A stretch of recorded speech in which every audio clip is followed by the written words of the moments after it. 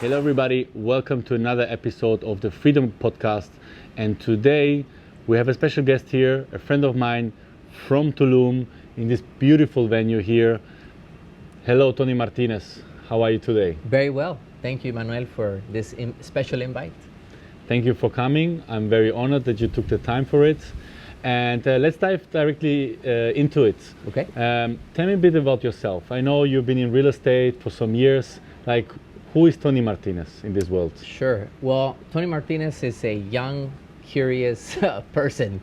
I was born in Guadalajara, Jalisco. However, when I was 6 years old, my mom and my father separated. So we moved to Los Angeles, California. And I grew up in Los Angeles from the age of 6 to 18. And then came back to Mexico at 18 because I never really felt like it was the place for me. You know, I was living illegally, working under the water, as we call it. Had many jobs, and just something inside of me felt like I didn't belong there, you know. And so when I was 18, my brother had already moved back to Mexico. So he's like, oh, you should come over here. You're gonna love it. It's beautiful. You speak the language, many opportunities. And I didn't really understand because in my mind, Mexico was like this place that we had left. So in my mind, I was like, why would I go back to have a better living when we left to chase the American dream? And my brother's like, no, man, it's about the Mexican dream. So he was my older brother, and he still is my older brother. So I was like, you know what, let's do it. So I left knowing that I couldn't go back because I was illegal there. So I took on the opportunity to come to Mexico to try something new. And was one of the best decisions I've ever made. Got into the industry of sales, resort sales, selling timeshare memberships. I did that for almost 12 years. And then eventually I really liked the idea of the psychology of sales. So I began training that through my own results. At first, people were like, oh, you should train me because I was doing fairly well. So I started training my friends and they started doing well. And then my boss saw that and he's like, you should become a sales trainer, Tony. So he made me the sales trainer of the company. And then I started traveling to other resorts around the Caribbean. And I fell in love with that part of giving back, sharing, you know, some knowledge. I love reading. I love challenging myself through trying new things. And eventually I ended up in real estate because developers wanted me to train their sales teams. Yeah. And I remember that the first time I had the opportunity to train a real estate developer's team, I was like, wow, I want to do what he's doing. I'm in the wrong business. So I learned through training, and then eventually fell in love with the idea of the whole creating something from scratch. So I got into development about almost 8 years now. Okay. Found my two great individuals. We partnered up, created this brand called Agua Santa, where we are today, and started doing that. And I love Mexico. Like I said, I love the Caribbean. I love meeting new people.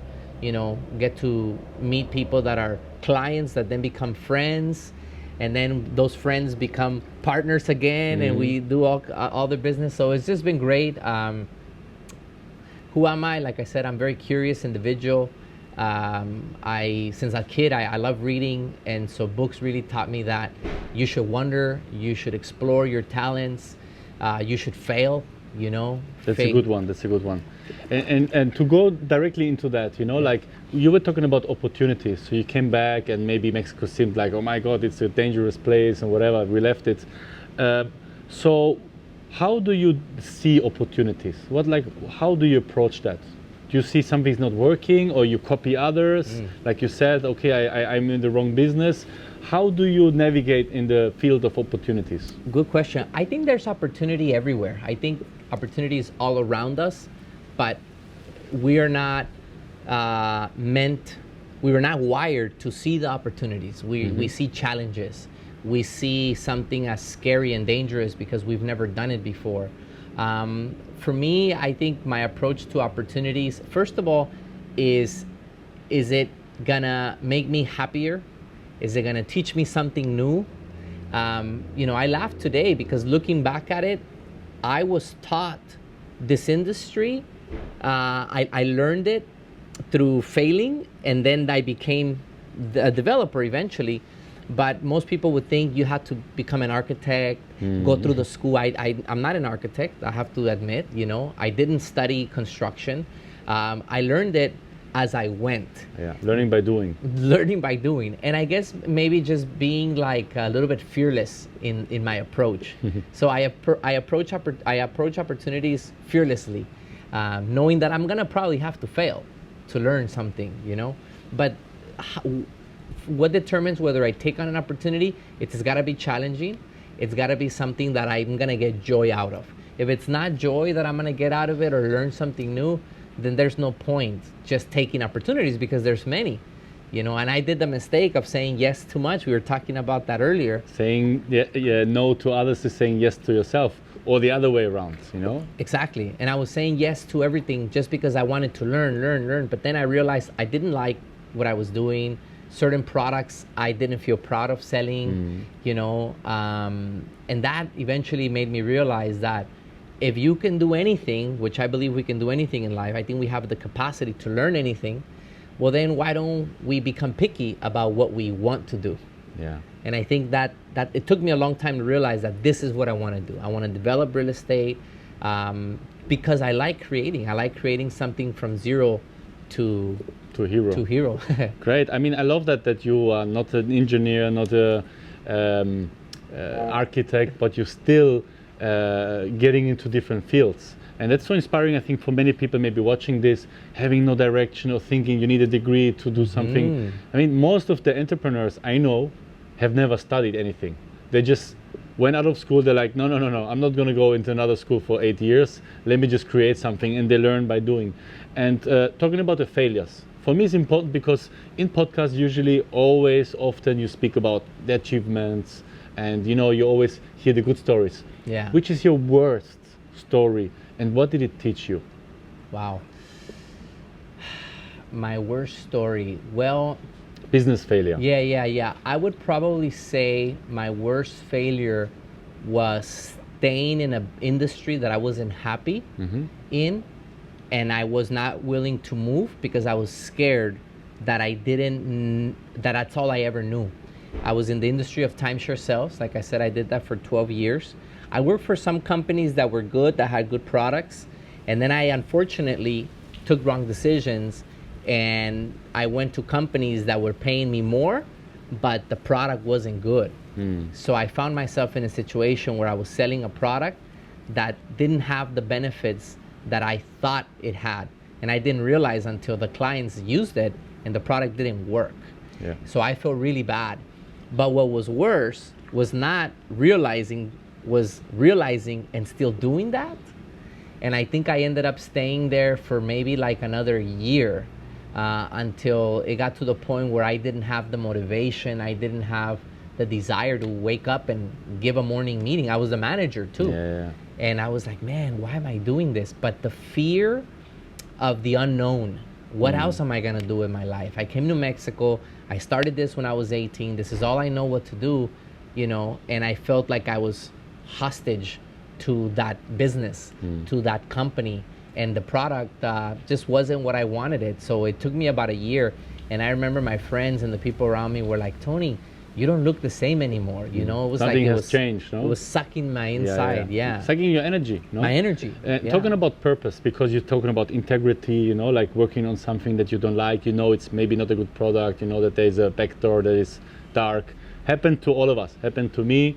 And so what is important for you? How do you define purpose? Or like, is it something important for you? Absolutely, 100%. I think now my decisions are based on, is it gonna serve my purpose in life? And I don't know what my purpose is 100%, but I have big clues as towards what I believe God wants me to be doing on this earth. And I think we should all seek. They say that there's great moments in life. One is when you were born, and another one is when you find your purpose in life. And I think for me, at least the last maybe 5 years, have been really in tune with my, like, okay, so I asked myself, what am I really good at by nature that was given to me? I'm really good in sales, speaking, you know, good in speaking in public, connecting with people at a more profound emotional level. So I said, okay, great. I think that's part of my intuitive skills that I was given. So I know now that, okay, I'm really good at this. How can I now use this for the better good of others? And so, as you know, I have this platform called Fearless, which is an event I've been doing for over 8 years now. And it invites all the community here of the Riviera Maya. We talk about entrepreneurship, we talk about sales, we talk about failures, you know, we talk about personal growth and development. And I think my way of giving back through my skill set is that platform. We donate 100% of the proceeds. Nice. So it's I like that. it goes to a local charity, and helping other people understand that if you're not happy where you are and you don't feel whole, you don't feel complete, you're not alone. There's many other opportunities. Yes. And it's not the only opportunity, you know. But I think sometimes we feel we have to feed our families, we have to pay our rent, and if we don't stick it out, then we're not being men, and that's wrong. It's hard, especially if you have a family, to leave something and go into something else. Yes. But I think that we're all given a purpose, and I think our job as men and women is to seek what that purpose is. Okay. You know. Thank you for that. You said it's not easy as a man. You know, like, what is not easy as a man for you? Like, I mean, our parents, grandparents, they went to war, probably. You know, at some point they had a gun in their hand. Our grandparents, maybe. True. Like, much more probable than us. You know, so. How do you define, why is it so difficult to be a man in this age where we have all these possibilities? I mean, we have all the knowledge in the world, we can travel, we know so many things. Why is it still so hard to be a man? Well, I'm not sure if this is going to answer your question, but I'll tell you about something that happened to me 3 days ago that was very emotional and very personal to me. And I was in my truck, I was driving, I was listening to the song, you know, and the song was talking about, it was a hip hop song, underground hip hop, and it was talking about the struggles of a man and how we pressure ourselves to succeed, we pressure ourselves to bring our family forward, and sometimes we don't stop to think about how much pressure we've created for ourselves. And in that moment, all of a sudden I started crying, and my wife is like, "Everything okay?" And I just kept crying and crying. And I never had that feeling before. I was feeling bad for how much I've pressured myself. Why did I pressure myself? I pressured myself because I saw my mom struggle, and I made a commitment to myself when I was 13 years old that I would help her get out of that, because when we moved to Los Angeles, we didn't speak the language. My mom worked 2 jobs. You know, she worked at a fish factory packing fish, and then on the other half of the day she was a waitress. And I saw that, and so it created a lot of pressure because my father wasn't around, of course. It would create pressure for me to be the one that gets us out of that. And subconsciously, I grew up with that pressure. And I was telling Gerardo, you know, my content developer person, the other day, how I used to work 18-hour days, 20-hour days, relentlessly. And at first I just thought I was ambition and I was, you know, trying to succeed. But no, it was the pressure that I had since I was a kid to want to succeed so badly. And I never took the time to cry. I never took the time to, like, forgive myself for pressuring myself. In that moment, I was crying and crying and crying. And then I realized that I was proud. There was a sense of me that was proud that I had taking on the responsibility where maybe others weren't, but at the same time I felt like it wasn't right for me to pressure myself so much. Great. And so yeah, that's something that happened recently. So I'm still learning, I'm still dealing with these issues as a kid that they're traumas, myself. right? Yeah. I mean, I'm in a men's group and we talk a lot about trauma, money trauma, sexual trauma, you know, relationship trauma, so many things. And what our teacher says is that the human body has 3 portals to release traumas and to release pressure and to release things we don't need. One is the mouth, the other one is the penis, and the third one are the eyes. So when you're crying, you're actually letting of toxins, but also of emotional stuff that was there stuck inside of you. And as men, we are often taught not to cry. Men has to be hard, you know, Marlboro cigarette, Levi's jeans on the horse, they don't cry. Right. You know? So to cry is actually being more human. And so it's beautiful that you shared it with me, that, or with us, that you cried. You know, I think it's important to open that gate. I have difficulties to cry as well. Probably I almost never saw my father crying. So I realized that also there's a lot of blockage around there. Sometimes I try to cry, I don't, it doesn't work. But it's good when it comes, and it's good to let it go and not to be ashamed of it. Yeah, I think as men we're programmed, like you said, you know, to be this man, this rough man around the edges. But I think that's a big mistake. As a matter of fact, I think that in order for us to succeed in whatever we desire and whatever we want to succeed in, we're gonna have to face our past.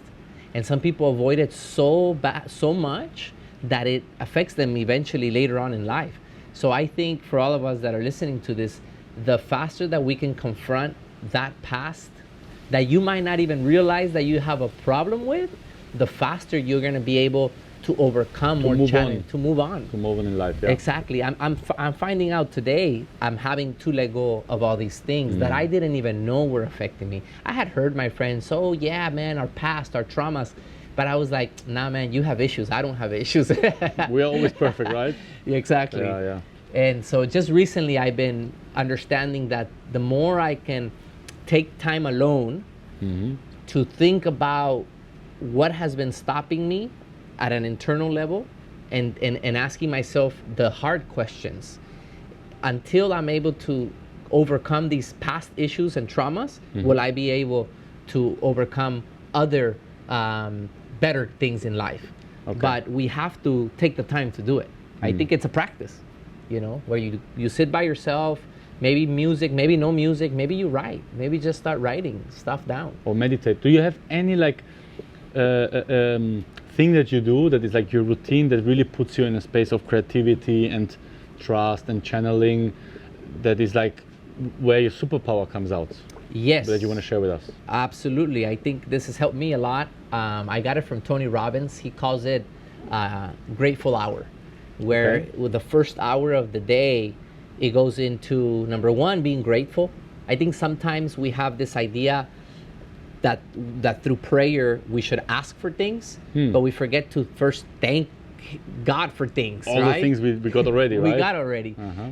So putting myself in a state of gratefulness first thing in the morning is super important, because I had the bad example of getting my phone. First thing in the morning is we get our phone, right? And if I get my phone, I know I'm gonna have at least 10 messages there of rush. Tony, you forgot to do this. Tony, you need to send this.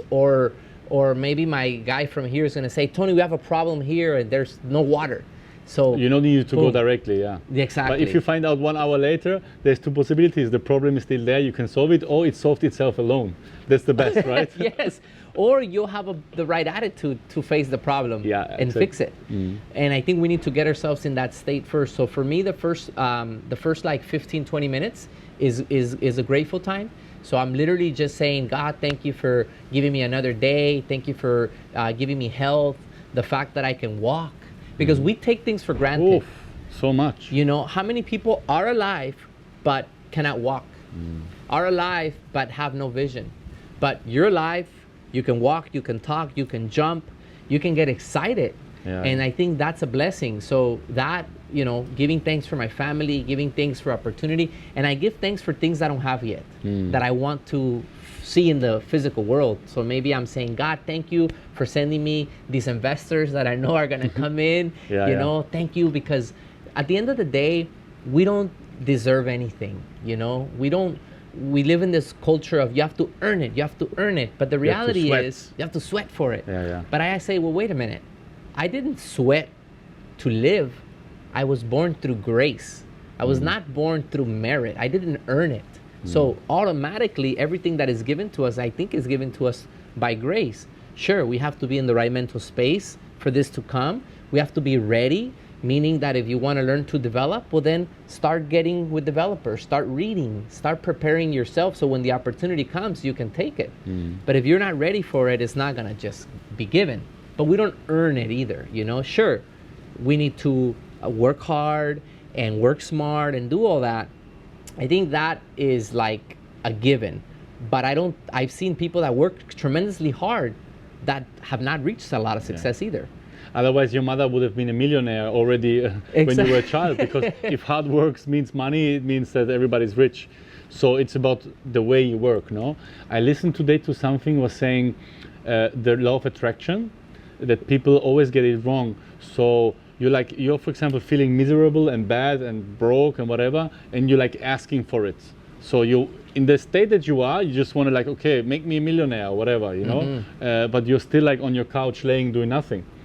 And that this person was saying it doesn't work. It's more the law, I think the law of resonance or vibration. So if you put yourself into that mindset, into that attitude, how you wake up, how you stand up, your routine, how you show up in the world, you're gonna match that vibration of being a millionaire, you know, of being that successful person. Because for me, millionaire is not just somebody who has $1 million on a bank account. It's an attitude, it's a lifestyle, it's the way you show up every day to other people, it's the opportunities you see around yourself. That's a millionaire mindset.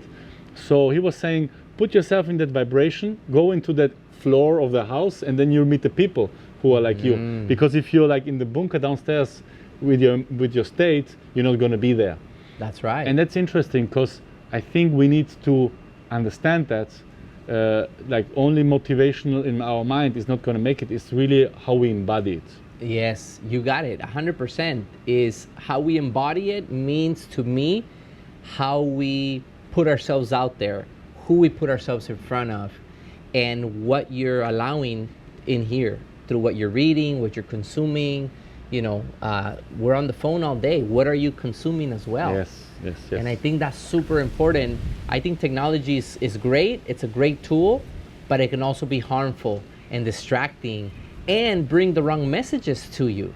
Sure. So, for example, and I don't know if you've noticed this, but sometimes I open up my YouTube and I have all these crazy, stupid videos about one guy murdering someone else, or this girl shaking her butt, and it's like, but the thing is, it's not the algorithm. Sure, if you search for it, it'll give you more. Of course. But sometimes you're not even searching for it, but it's like the society wants to put it right in your face. Of course. So we have to do a cleansing every day. It's not what you say yes to, it's what you say no to.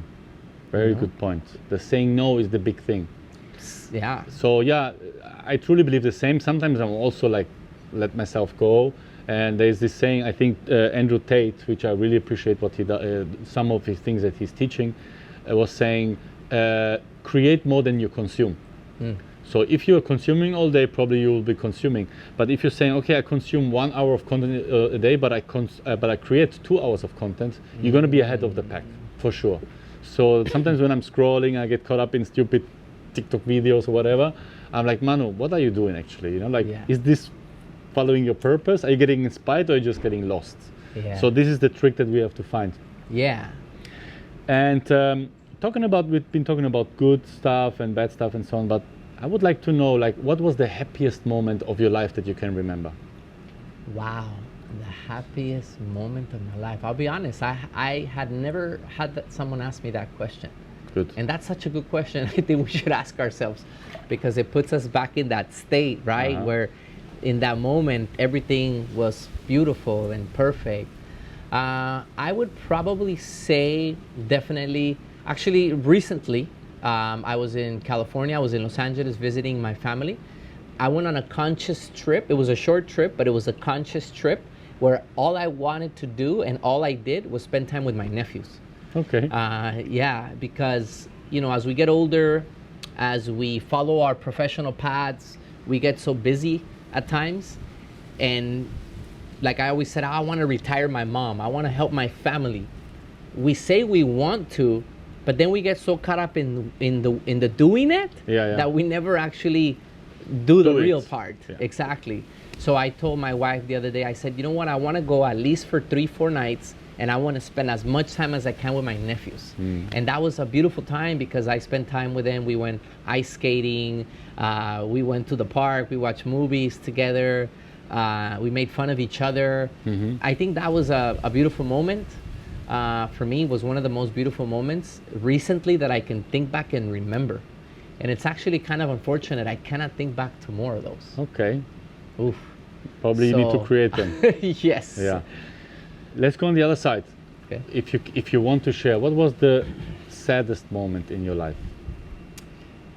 One of the saddest moments in my life was not understanding why my mom and my father separated.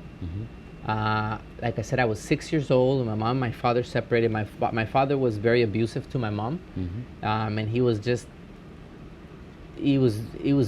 trouble, and I didn't know any of that. Even when we separated, I questioned, "Where's my father?" I was 6 years old.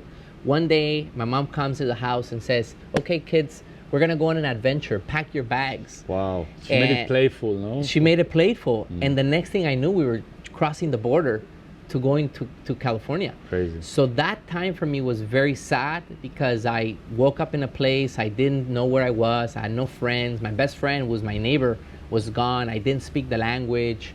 I went to the school, people were making fun of me because I didn't speak English, and it was so traumatic that I actually even purposely forgot about it. And it wasn't until recently that I'm doing the homework of I have to let it go. So I have to think about those moments that were tough, that were sad. I became a bully because of that eventually. I felt I had to earn respect. Okay. And I remember clearly I have this vision. I beat up a kid who didn't deserve it just because I needed people to see that so I can earn respect. I'm not proud of that at all. Did you ever apologize to the child? I have not. Do you have the opportunity? Do you have a contact, Instagram, Facebook? That's a good question. I was thinking the other day, all I remember was his name was Giovanni. And if Giovanni, if you're listening, I really apologize, bro. I wish I had your contact, but I don't. I don't have his contact. I must have been like 8 years old. Yeah. No, because those things, when they happen, they can also be stored in your body as a trauma because you didn't release the fact of forgiving yourself for the bad thing that you did unconsciously. So what I'm learning at the moment in this men's group is you need to do those steps, this radical honesty, ownership. You own your shit. Like, okay, I fucked up. I did something wrong, but I apologize for it. Is there anything that I can do for you to forgive me? Right. And is there something in your life that you, let me phrase it differently. Tell us, if you want to, of course, tell us something that you don't want us to know about you. Let's see. Something I don't want you guys to know about me. That's another good question. You're challenging me today.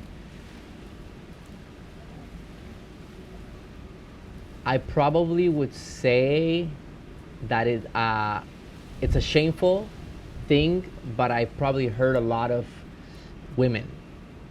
Yeah, Right. I've heard a lot of women. I had good women in my life that loved me genuinely, and I lied to them saying like, oh yeah, I love you too, I love you. But in my mind, I was dating, well, not in my mind, I was dating other women, right? In your mind and in reality. And in reality, I didn't care. Yeah. I didn't care. So I think that's something that I'm not proud of sharing. And I try not to share. I shared it with my wife the other day. Okay. Because I felt I couldn't love her the way I wanted to if I didn't let go of this. I will say that I did apologize to those women. You did? Yes, I did. That's great. Yeah. That's great. I have made my peace. And how was the reaction?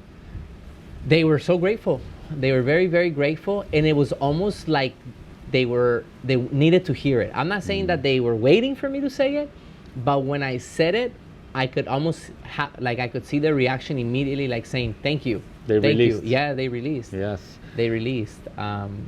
So that was good. That was good. Amazing. Thank you. And I did that the other day too. Well, not the other day, like 4 years ago with my brother. Okay. Because my brother, I have an older brother who, when we moved to the United States, he moved with another uncle of mine because my uncle was trying to help my mom. We're 5 kids. So he's like, I'll take Jesse so that relieve the load from my mom. So my brother wasn't there for me, but it was not his fault. But I felt, it was his fault. We're very competitive. He's 10 years older than me. And I've always had this thing where my brother, I've secretly wanted to be better than my brother. Of course. And my brother would always, date beautiful women. He always had great jobs. He's a great sales professional. and I was trying to be like him, so I had a lot of jealousy towards my brother. And he did some things as well, you know, that he shouldn't have done, which I've forgiven him, but I've forgiven myself for having that attitude towards him. And I called him one day. I had this like anger for no reason, and I couldn't hold it, so I called my brother. I said, bro, I need to tell you this. And I said, I think you did some things that you hurt me and that's still affecting me, but also it created this grudge against you that I don't want to have, because you're my older brother, you're my mentor, and I love you. And he was like, wow, bro, thank you for telling me this. And I kept going and going, and of course we were, you know, both crying. We forgave each other. You were releasing, no? We released. And now we're best friends. Now Wonderful. He's my partner, my business partner, and anything I need to ever confide in someone, I see it in him now. Wow, amazing. I really like that, because this is something I'm learning at the moment a lot. Radical honesty, radical ownership, you know, direct communication.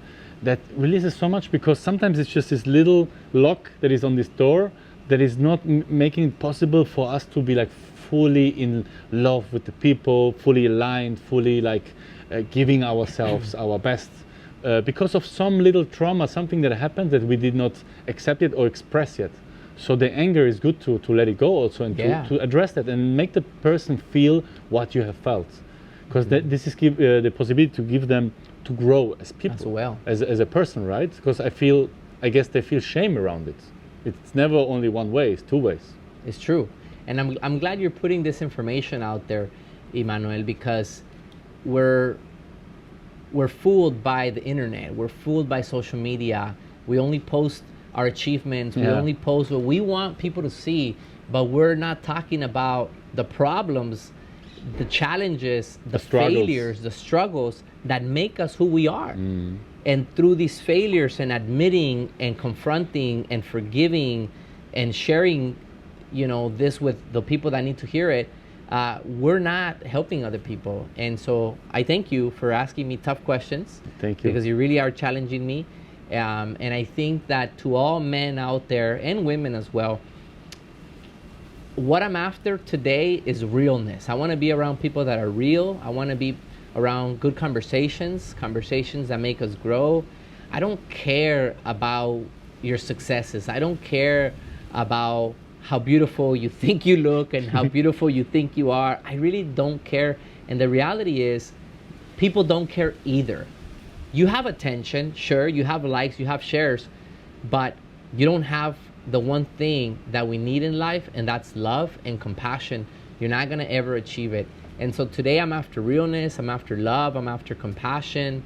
I wanna be able to have these type of conversations, and if that's not you, then I don't want you in my circle. And I think the reality is most people don't either, but we've been programmed to be around cool people, successful, even if they're assholes, sorry the word, or maybe they're not treating you correctly, and I understand that, and that's, I think, is a process of maturity, you know, that at some point you're like, I'm in my power, I don't need to be with people who I don't connect with. I can be with anybody I want to, because the power is inside of me. I can create whatever I want to, abundance, love, relationships, whatever I want, I can create it because it's me. It's not him or him giving it to me. And I think that's an achievement that you reach at some point of your life, probably also through the failures and not only through the success stories, because I've learned a lot of things from failures. And for example, now I'm in a phase of learning from failures and talking to people like you. I see like, wow, I'm not the only one. And I want to close it up with something like that. I mean, I could go on talking hours with you, you know this, but maybe you don't want to listen that much anymore. It's about these words, this saying, it's called amor fati.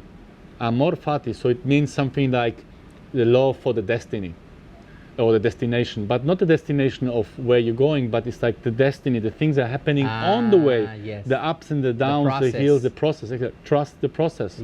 So love the process, to say like, okay, I was here, now I'm there, but I know this is where I'm going to be. I have learned this on the way down, and to trust that even the very lowest and worst things happening in your life are the ones that teach you, and they're going to prepare you for the bigger achievements and bigger challenges of your life that's going to come. And I really love that analogy that I saw, and I want to share this with people, because I'm living it myself as well, you know, like trust it. Even if it hurts, even if it's difficult, go for it. Yeah, I love that. I think letting go and trusting is one of the most difficult things we can do, but I think it's one of the most rewarding things we can do, because sometimes all we have to do is get out of the way for good things to happen in our lives. But we're so caught up, we're so we don't want to release anything, and that's limiting our own selves. So I agree with that. I appreciate that, Ima. Thank you very much. Thank you so much. I appreciate Thank you for you. coming. I really appreciate your being, Thank your you. presence. Anytime. Thank you, thank you. So I hope that you guys enjoyed. I hope that you guys got a lot of value from this podcast with Tony.